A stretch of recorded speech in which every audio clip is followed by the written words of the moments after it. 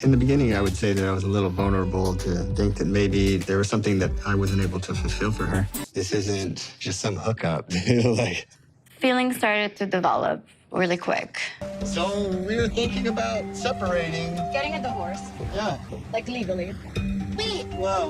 What are you doing? Okay, well, we all knew this day would come, but unfortunately, it's finally here. Of all of the ridiculous and nonsensical and, let's face it, twisted scenarios that have occurred on this show, this might be the worst. And no, it's not just because they're a throuple. I just want to get that out of the way. I think anybody could use their brain and realize this is a terrible idea. Matt and Anie were married for 10 years and had children of their own, and now they're getting divorced to marry a woman that they met at a club when they were on vacation in Mexico. And their girlfriend, Anie, also has children of her own, so they're gonna have one big, giant, disturbing family. You gotta be joking. At the very least, maybe they'll be mature about this. Maybe they won't be jealous every 30 seconds, every single day, all the time. I don't like last night. I don't want to see this in my life. I don't need more fight in my life. God, I'm just so sick of drama in my life. Why can't I just have kids and then meet a nice couple from a different country that also has kids and then get married to them on a reality show? Why can't I just do that without any problems or drama whatsoever? Is that so difficult? Is that so much to ask for? I swear, some of the people on this show will run around the world doing anything but take care of their kids. It's like the one thing they don't want to do. They want everyone to just keep an open mind about it, but imagine if you were their kids and your parents are getting divorced so your dad can get remarried to some woman from another country who you don't know, and now you're gonna live with her kids too? I love being married to Matt. He's amazing. I love being a mom.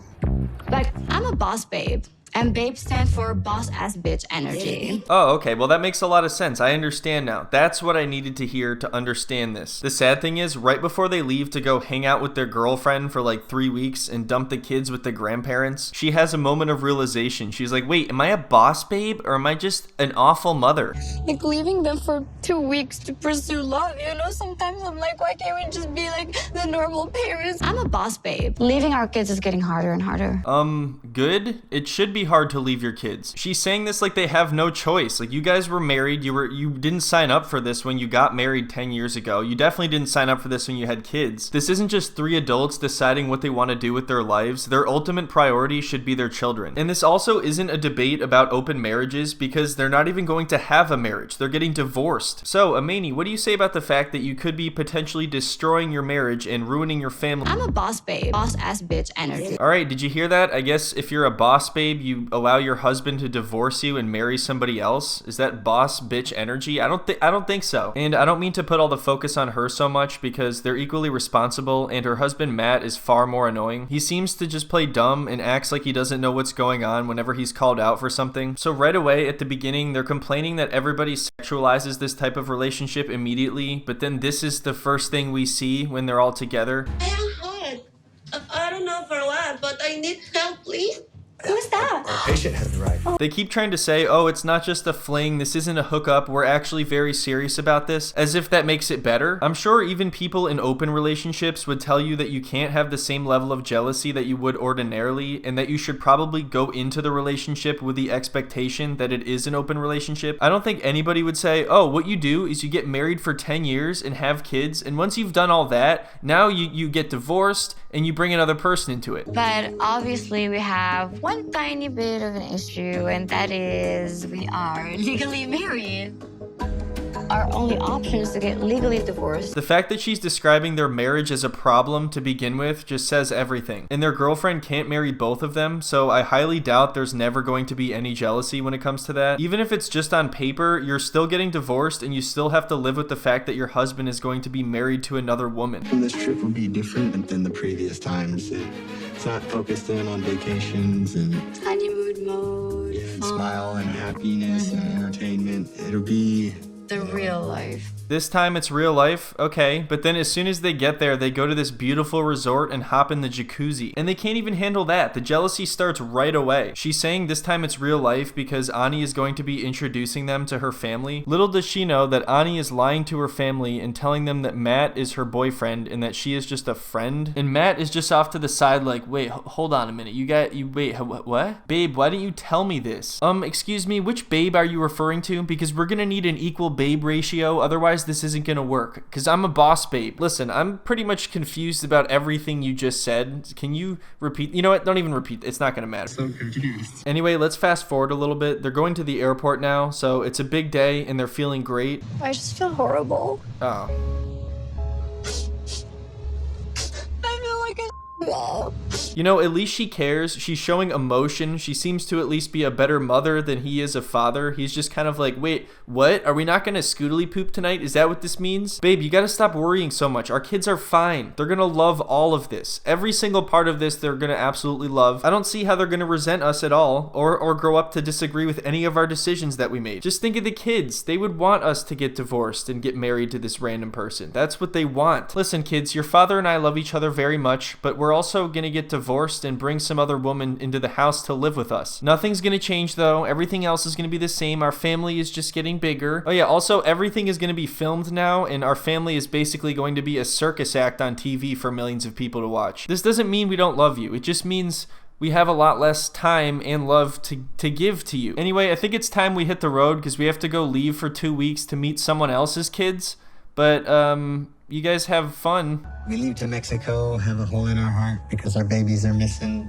We come back to the States, we have a hole in our heart because Anie's not there. I'm sorry, but it kind of makes me sick to hear him equate the love that they have for their children and this random person they met like a year ago. I know I keep saying this, but I'm always going to think about it from the kids' perspective because that's really what matters here. If none of these people had kids, it would just be an amusing story. But to hear him say that they have a hole in their heart whenever they're with their kids because they're missing Anie, I mean, what are you supposed to think if you are their children? Like, I've always been the jealous, possessive person in the relationship. It's the Middle Eastern in me, I guess. I would like to be kept in the known. Like, if you had any conversations with her that, you know, maybe I wasn't part of, or you start doing some things that I wasn't part of, like, I want to know, you know? Ugh, this guy always has this stupid smile on his face, like everything she's saying is ridiculous, and there's no need to be concerned or worried whatsoever. As you can see, there's already cracks starting to form. She wants to make sure that there's never any private conversations in the relationship. This is understandable if you want everything to be equal in a relationship, but with 3 people, it is very, very difficult, especially when you have kids. They can't do everything together all the time. It's only inevitable that there are going to be some things that are shared between just 2 of them. They're going to need to get used to this type of jealousy and also accept the possibility that in the future they may not all have equal love for each other across the board. I always wonder, what if another woman could be a better partner to Matt than me? Like, all the things that I'm not good at, what if she was good at it? All the things that are important to him. What if another woman would check all the boxes more than me? Well, there's only one way to find out, and you guys are doing it, so if she's already concerned about this, then how could either of them think this is a good idea? And what does Matt even think at all? I know I keep talking about her, but that's because we never hear what he says. I think his mind is entirely set on the fact that he's about to be with 2 women. It's like tunnel vision. She's talking about all these realistic problems and insecurities, and I don't think she understands how many men out there will just say whatever it takes to be with 2 women. Anyway, now let's get to the part where they actually meet. And I have a correction to make from earlier. They're not on their way to the airport. They just drove across the border to Mexico to meet up with Anie. I'm so used to there being an airport scene. I think I just created one in my mind for these 3. I swear there was an airport. I was picturing an airport. I don't know. It's like the Mandela effect.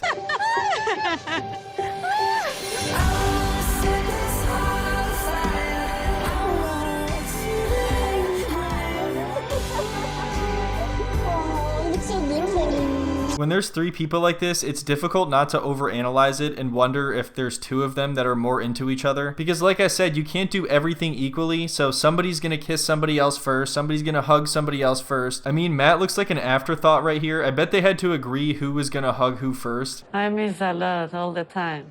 She always says, I miss you.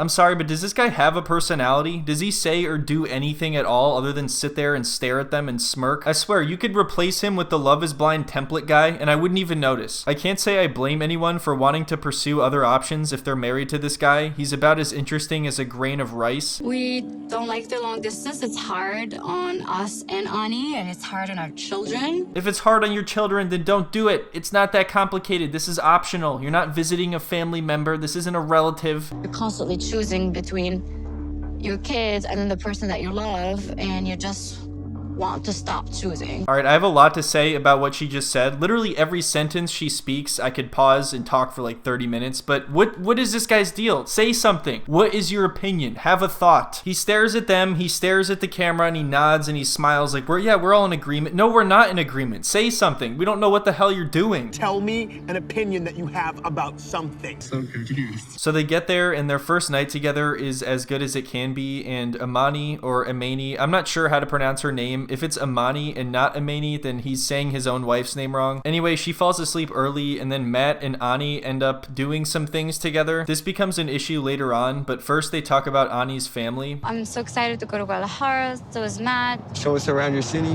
Oh, he said something. Meet your family, where you grew up. Just see that side of you. I know, but I'm a little scared. Scared, why? I don't know. Maybe it's because you guys are all out of your mind, and her family's gonna be like, hey, you guys are out of your mind. Is she really surprised that Anie is nervous to tell her very conservative family, who doesn't even know that she's bisexual, that she has a boyfriend and a girlfriend, and also that eventually she's going to be packing up and leaving with the kids? Oh, why is she so scared to tell them? What? Scared, why? If her family isn't accepting of her sexual orientation, I obviously don't agree with that, but she couldn't have picked a worse way to break the news to them, and it's really frustrating to hear Imani act all surprised that Anie is scared to tell her family, as if most people wouldn't look at this situation and think all of them are out of their minds. And that has nothing to do with being bisexual, it's literally just the choices they've made and the position they put themselves in. What does your family know so far about Matt and I? You are my friend. Matt is my boyfriend. What do you mean? Wait a minute, so you're saying you didn't tell your religious and conservative family that you're bisexual and you fell in love with a married couple who have children and you've only known them for a year, but you're planning to take the kids and move to America to live together and be filmed and put on TV? Why are you afraid to tell them? How could anybody possibly judge that? It's not easy, honey. That's gonna be awkward, isn't it? Third, I'm coming all the way to Guadalajara. You hear this? Honestly, I'm still trying to process what she just said. You know who's not trying to process anything that anyone's ever said? Matt. This guy seems to treat everything like a big joke. He doesn't take this seriously at all when it's an issue they're going to have to deal with at some point. His general attitude seems to be to let them figure it out and just go with the flow. But already there's an imbalance in the relationship. Matt has had to sacrifice a lot less. So now Imani has to go to this family get-together and pretend to be just a friend. But how is that going to work? Like, why would she be there? That makes no sense at all. Is Anie going to have to tell her family that Matt has a female friend that came with him? Like, isn't that going to be weird to explain? I swear to God that I present you for my girlfriend. Are they going to be surprised to know that you like women? I think to understand if I only with you or only with Matt, but threesome? Interesting. Oh, shut up, dude. Why are they both acting so oblivious to the fact that most people are going to think this is weird? And all this guy does is try to make everything seem like a joke. I feel like he's completely useless in a serious situation. It's shocking to see a grown man who is apparently a father just have no care or regard whatsoever for himself or his family. I mean, this should be a conversation he's participating in, not just sitting on the sideline letting them figure it out. When you have kids already and you're planning for everyone to live together, the possibility of this going poorly should definitely scare you. Yet he's super nonchalant about all of this and barely has any concerns or opinions at all. We're thinking we're gonna ask for a blessing. We're thinking we're gonna go home and, start planning like a divorce and a wedding, and then to hear that we're still there where you're hiding me. Yeah, it's funny how all this works when you're really stupid and immature and selfish. It makes life a lot more difficult. Anyway, next time we're gonna get to even more drama, and of course Matt is just confused as all hell. For you to come tell me like, hey, is it okay if I do this? I would have said it's okay. Is it cool or is it not cool? I'm so confused. You don't get the point. It's about the communication. They're both females. They're gonna think alike. But not only do I have to read the mind of one woman, I gotta read the mind of two. I think that was the most he said this entire video, and every word was completely idiotic. Anyway, thank you so much everyone for watching. Don't forget to check out my Patreon. I'm going to be posting another free video there very soon. There was a 30-minute 90-day video I made back in like September that got blocked on YouTube, but it'll be available for free on Patreon. And for those who are paid members, keep an eye out for episode 16 of Jersey Shore, and there's also another Goosebumps review in the works. But yeah, that's it for this one. Thanks so much again, everybody. Have a wonderful weekend, and I'll see you next time. Like, really, it was like, this isn't just some hookup. Like, Feelings started to develop really quick. All my bones, my heart, and everything breathed inside me.